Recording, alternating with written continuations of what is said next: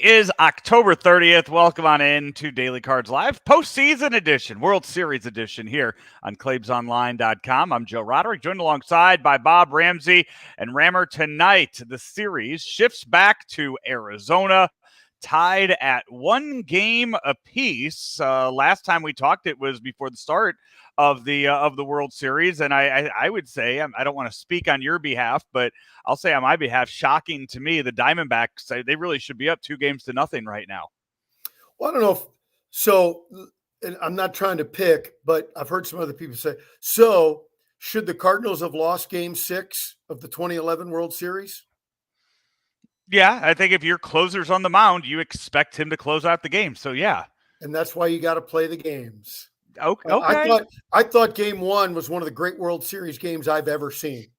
It was a marvelous game. I was watching on TV in Nashville and had actually planned to go out and hear some live music and enjoy Nashville. I couldn't get away from the television. It was really a marvelous game.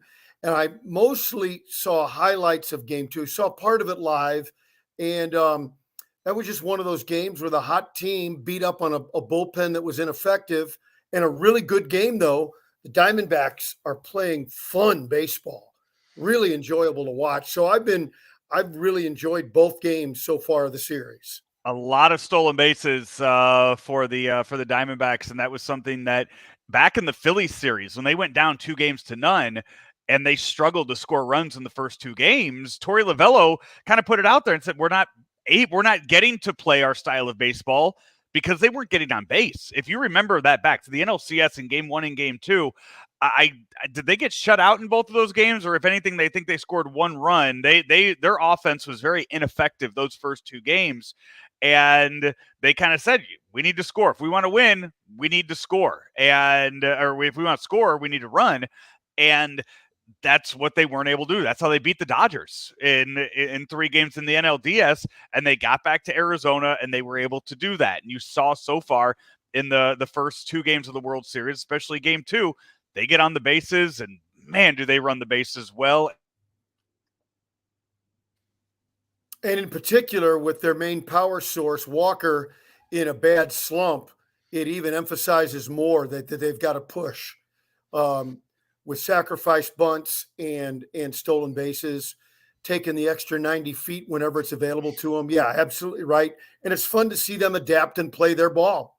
Yeah. And the list of which we talked about this. We've talked about it during the season. We've talked about it during the postseason. I've seen more of it posted about after game 1 of the World Series, and that about Adolis Garcia and the Cardinals this and the Cardinals that. And here's what the Cardinals roster would have been if they didn't get rid of anybody. And it's such a BS narrative to have out there on any level, but you still continue to see former Cardinal players out there having good series. Tommy Pham in particular going 4 for 4 in game 2. And I saw the narrative, another Cardinal they let walk away from that series. But not only did the Cardinals let him walk, so did Tampa, so did San Diego, so did Boston, so did Cincinnati, and so did the New York Mets. So it's not like Tommy Pham just went straight from St. Louis to Arizona and started having this success. It's just a narrative that's tired and it's played out at this point. Well, I think in the moment it is, and I agree with you, but I love being the nerd that I am. I love going back and looking in Cardinal history and to what would it look like if you made no bad deals? And I'm not saying any of those 3 fit that category. It's probably something you want to do a year or 2 from now. But I like to go back and see if you don't make any mistakes. But I can't think of a franchise that never makes a mistake on a player.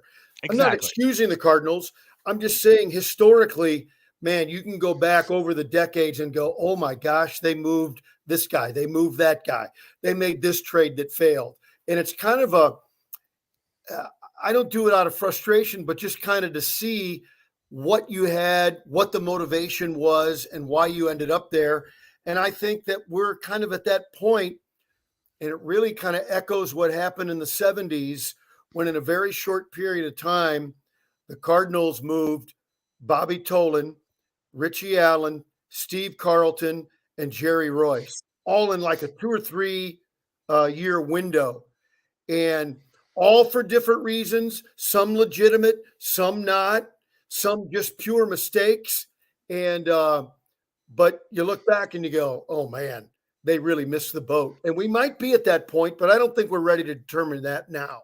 No, and if you want to have a conversation like that, if this is something that maybe you want to look at, and you and Frank can talk about on the radio in this regard, to something of looking at maybe the last 8 years, go back to after they lost the series to the Cubs in 2015, and then went on that 3-year stretch of not making the playoffs in 16, 17, and 18. Just look at what the outfield could have looked like. Yeah. If you would have made no bad moves then, because if you look back to that, all of the different outfielders that they cycled through, Tommy Pham included in that, Stephen Piscotty, Randall Grichuk, with all of those names going through there. And if we're going to live in a fairy tale land of saying no bad deals, then I mean, even throw Oscar Taveras into the mix with some of that as well, with, you know, what this possibly could have looked like, and who the Cardinals wouldn't have missed out on over those years as well. Yeah, I think it's a fun exercise, but it has no more meaning than that.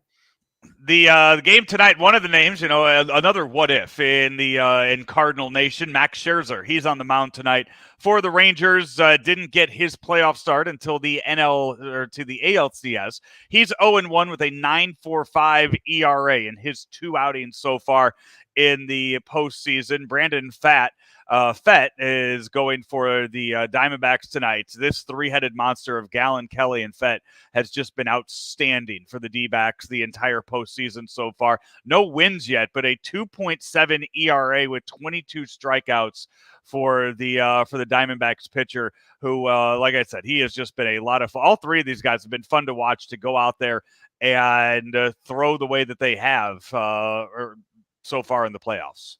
Well, he throws strikes. So it'll be interesting to see how the Rangers approach this guy, because he doesn't nibble. He goes right after people. So how will they adjust to that? And then in reference to Scherzer, you know, he's had a blister issue on his thumb. How will that look tonight? How will that affect him tonight?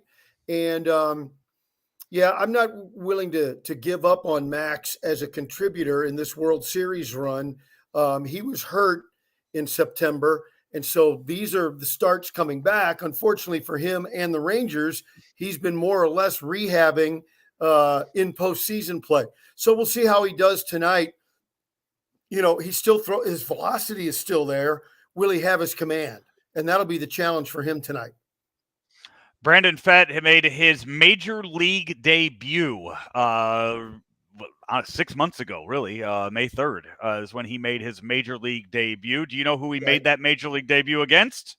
Because you're asking the questions, I'm not going to say it's the Havana Sugar Kings. I'm going to go with the Cardinals. No, the Texas Rangers. He made his major league debut on May 3rd against the Texas Rangers in Arlington for that game. He went 4 2/3 innings, gave up 9 hits. 4 of those were home runs, Rammer, in his major league debut. He did not have a good summer. He was up and down to the minor leagues, but they finally convinced him to go after hitters, not nibble and throw strikes. And I believe that's been the difference.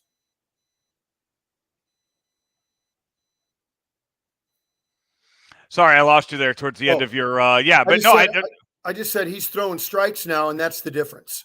Absolutely. So it's should be a good pitching matchup. Hopefully that day off allowed the Rangers bullpen to get a little bit of rest. I'm going to tell you, I mean, back in May when he was making his debut, I would never have thought that we would have seen Chris Stratton playing in a playoff game this year. But there he was for the Rangers.